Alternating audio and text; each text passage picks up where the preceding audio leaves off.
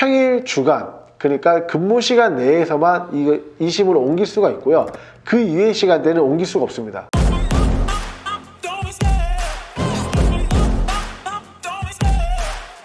반갑습니다. 조씨입니다. 제가 이 아이폰 15를 받고 한 열흘 정도 지났거든요. 제가 열흘간 사용해본 후기를 좀 말씀드리려고 하는데요. 첫 번째는 발열 이슈인데요. 애플에서도 발열 이슈를 인정을 하고 급하게 17.0.3을 업데이트를 해줬죠. 그 업데이트를 통해서 발열 이슈는 어느 정도 제거가 됐다고 하는데 그 전과 후로 해서 발열을 좀 체크를 했었습니다. 우선 그 전에는 와일드라이프 익스트림 스트레스 테스트를 했을 때나 긱벤치 테스트를 했을 때 아이폰 14 같은 경우는 41.8도 정도, 그 다음에 아이폰 15 같은 경우는 44도까지 올라가는 모습을 보여줬었고요. 업데이트 이후에는 둘 다 41도를 유지해주는 모습을 보였습니다. 어느 정도 온도는 제어했다고 생각이 들고요. 사실 온도 제어를 할 때 스로틀링을 제어를 해가지고 온도를 잡았겠거니 생각을 했는데 결과를 보니까 벤치마크 점수 자체가 싱글이나 멀티코어 모두 다 소폭 상승을 하면서 이게 알 수 없는 결과가 되어버렸어요. 오히려 이 업데이트가 개선이 되었다라고 생각이 들 정도로 성능이 많이 좋아졌습니다. 근데 이게 기존보다 조금 떨어졌고 실질적으로는 14 프로와 비슷한 정도의 온도 차이가 돼버린 거거든요.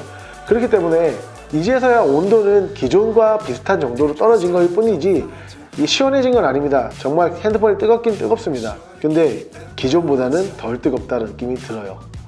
확실히 개선은 됐습니다.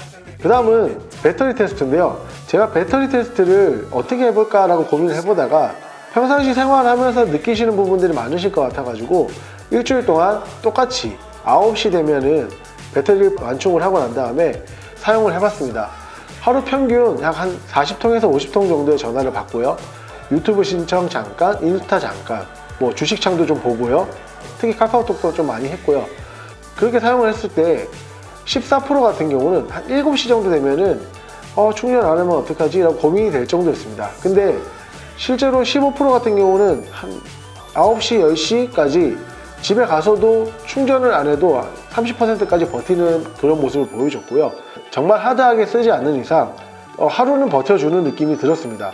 그래서 낮에 충전을 한 번만 하게 되면은 하루는 꼬박 버틸 수 있을 것 같고요. 단 주말에 제가 아침부터 해서 저녁까지 좀 쉬는 시간에는 유튜브를 좀 하드하게 보고 넷플릭스도 보고 그리고 아이들을 찍기 위해서 동영상이나 사진 촬영을 좀 많이 한 날은 확실히 7시가 되면은 배터리가 많이 닳습니다. 특히 저 같은 경우는 카메라를 좀 많이 찍다 보니까 배터리가 한 6시, 7시 정도 되면은 20% 미만이나 10% 미만으로 떨어지면서 충전을 안 하면 안 될 정도까지 오더라고요. 근데 14 프로 같은 경우는 확실히 언제 어디서 어떻게 충전이 될지 잘 모르기 때문에 이렇게 배터리나 라이트닝 케이블을 꼭 챙겨 다녔습니다.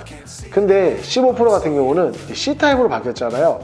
그러다 보니까 이 C타입은 누구나 다 들고 있는 규격 타입이다 보니까 충전에 그렇게 스트레스를 받지는 않았고요. 어디 가서 물어봐도 C타입은 애지간하면 다 들고 있었습니다.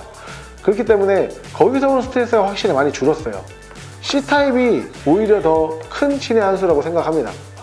다음은 카메라 테스트인데요. 카메라 테스트를 해본 결과 13 프로나 14 프로, 15 프로가 그렇게 드라마틱한 결과를 내놓지는 않았습니다. 모두 다 비슷한 상황이고요. 주간에는 특히나 이 빛이 많이 들어오기 때문에 세 기기 간에 큰 편차는 없었고요. 다만 다르다면 색감 차이 이 정도밖에 없기 때문에 사실 큰 차이는 없었습니다. 다만 많이 흔들리는 경우에 있어서는 14 프로와 15 프로는 액션 모드가 있기 때문에 여기서 이제 보정이 좀 더 들어갈 뿐이지 나머지 기본 카메라에 있어서는 큰 차이를 보이진 않았습니다. 야간에서도 우리가 흔히 얘기하는 아이폰 고질병 있잖아요. 플레이어 현상이라든지 고스트 현상 이 부분이 개선됐다라고 하지만 이게 체감될 정도로 개선된 게 아니기 때문에 비슷한 결과를 냈습니다. 다만 정도의 차이가 좀 있어 보이긴 한데 솔직히 체감하기 좀 어려웠어요. 그래서 그냥 있다라고 생각하시면 되고요. 큰 차이를 느끼지 못했습니다. 마지막으로는 이번에 제가 느낀 경험인데요.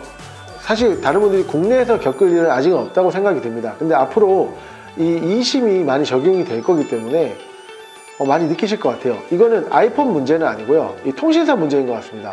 제가 기존에 아이폰 14도 북미에서 구매를 했었고요. 북미에서 구매할 때 당시에도 eSIM으로 변경할 때 현지에서는 업무 시간이 지난 저녁이었지만 한국에서는 업무 시간 내였어요.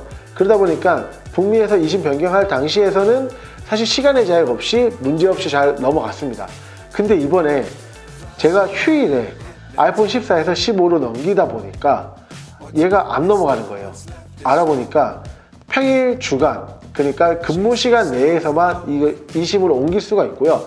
그 이외의 시간대는 옮길 수가 없습니다. 사실 이 물리신 같은 경우는 이런 제약이 아무것도 없잖아요. 그러다 보니까 별 생각 안 하고 옮기려고 옮겨보니까 안 옮겨지는 거예요.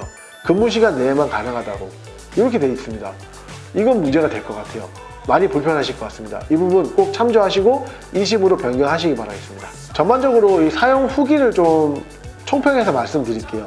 사용해본 결과는 매우 괜찮습니다. 기존에 사용했던 것보다 많이 가볍고 속도도 확실히 좀 더 빨라진 것 같아요. 벤치마크를 돌려보니까 완료된 시간 자체가 기존 14%보다 훨씬 빠릅니다. 그래서 사용해보기로는 확실히 좀 더 빨라지고 개선이 됐다라고 생각을 하는데, 그래서 많은 분들이 물어보시더라고요. 그래서 15% 가야 돼? 라고 물어보시면 네, 저는 15% 가면 좋을 것 같아요. 근데요, 13%, 14% 쓰시는 분들은 굳이 50% 없습니다. 왜? 실질적으로 체감되는 느낌이 거의 비슷해요. 13이나 14나 15가 무게가 좀 차이 있거나 아니면 C타입이 있거나 이게 아닌 이상은, 이게 불편하셨던 분들은 넘어오시는 게 맞는데 이게 아닌 이상은 사실 오실 필요 없어요. 똑같아요. 그냥 사용하시기에 기존 거 쓰는 거나 이거 쓰는 거랑 크게 차이 못 느끼겠고, 제가 그렇게 하드한 작업을 안 하는 이상 그렇게 많이 느껴지지 않습니다. 물론 하드한 작업을 해도 동영상 편집을 한다고 여기서 해봤거든요. 루머 퓨전을 해봐도 기존의 14%와 15%가 그렇게 차이가 나지 않습니다. 11%나 12%를 쓰시거나 13, 14의 일반 모델을 쓰시는 분들은 넘어오실만 할 것 같아요. 네, 여기까지가 제가 아이폰 15를 사용하면서 느낀 간단한 후기였고요. 이번에 아이폰 15가 사전 예약을 하면서 지원금 대란이라는 이슈가 좀 있더라고요. 다들 구매하실 때 큰 문제 없이 현명한 소비하시기 바라겠습니다. 다음에 또 좋은 정보 들고 찾아오도록 하겠습니다. 감사합니다.